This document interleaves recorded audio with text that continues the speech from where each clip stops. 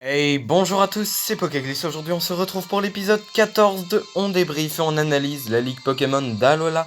La dernière fois, on s'était quitté sur l'envoi de Lucario et de Mandrillon sur le stade, et on attend impatiemment le combat de Matoufeu contre Felinferno. Donc, si cette vidéo vous plaît, n'hésitez pas à lâcher un gros pouce bleu, à vous abonner, à dire à vos amis de s'abonner, c'est important, et on se retrouve tout de suite.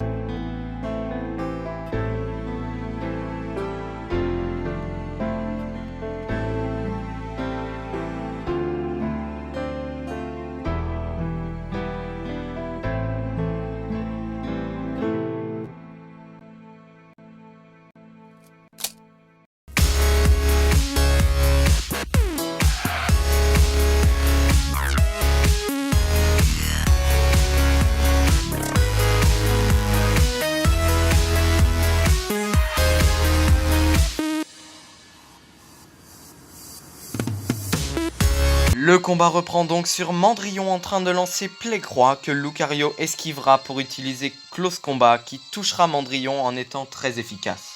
Mandrillon enchaîne ensuite avec Bombburk que Lucario contrera avec sa tête pour enchaîner avec Dracochoc que Mandrillon esquivera pour se retrouver derrière Lucario pour l'attaquer avec Tonnerre qu'il arrivera à contrer avec ses poings. Il se choque ensuite avec Plécroix contre Close Combat et Lucario utilise Vitesse Extrême qui touchera finalement Mandrillon qui se relèvera.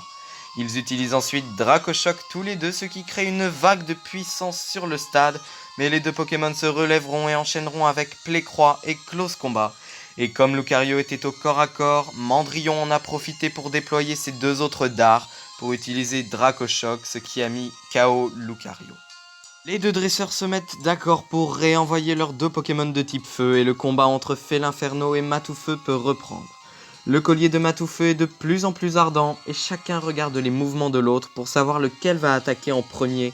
Et finalement ils utilisent Dark Laria et Nitro Charge en même temps.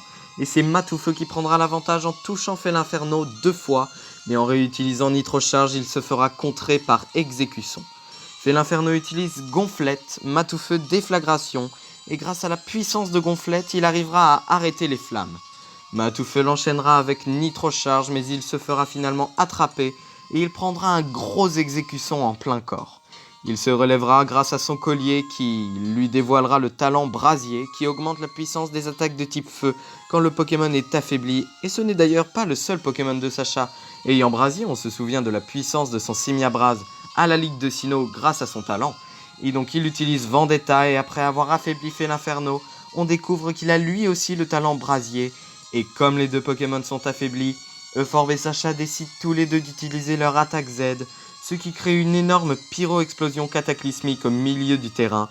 Et pour vraiment en finir, ils utilisent Exécution et Vendetta en fonçant dans les flammes et en disparaissant. À la fin de l'attaque, les deux Pokémon sont en face à face. Matoufeu est le premier à commencer à tomber, mais on sait très bien que dans Pokémon, le premier à tomber n'est jamais le premier KO. Et effectivement, vu que Felinferno était très essoufflé, il est tombé en premier, ses yeux sont montés vers le haut comme s'il avait plus de force. En fait, il n'avait plus de force et il est tombé en premier. Et la victoire revient donc à Matoufeu. Mais le problème c'est que la surprise n'est toujours pas finie, car après ce dur combat, Matoufeu évolue à notre grande surprise. Et même si j'ai eu un doute dans le dernier épisode, j'ai toujours pensé qu'il allait évoluer.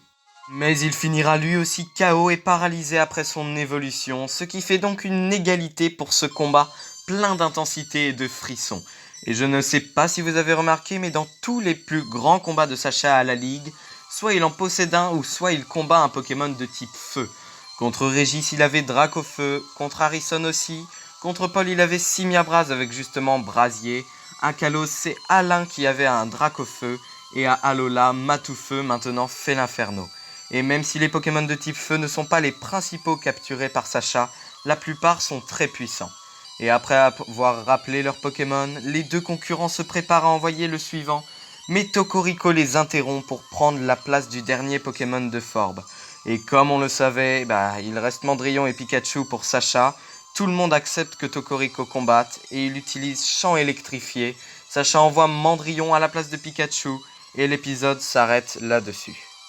Et voilà les amis, c'est la fin de cet épisode 14 et du coup la fin de ce superbe combat entre Matoufeu et Felinferno. Vraiment, cette ligue d'Alola est pour moi une des meilleures, avec le combat qui arrive sûrement, parce qu'on a vu dans le preview de l'épisode 144 que le combat contre Tokoriko et Pikachu va être très intensif et va être un super combat. Donc vraiment, ils se sont appliqués pour faire cette ligue d'Alola par rapport à l'animé d'Alola. Et donc vraiment, quand je ferai une vidéo d'un classement des meilleures ligues, donc du top 7 des ligues dans l'animé Pokémon, je pense qu'elle sera très haut dans le classement. Et donc si cette vidéo vous a plu, n'hésitez pas à lâcher un gros pouce bleu, à vous abonner, à dire à vos amis de s'abonner, c'est important. Et on se retrouve la semaine prochaine pour l'épisode 15 qui sera le dernier.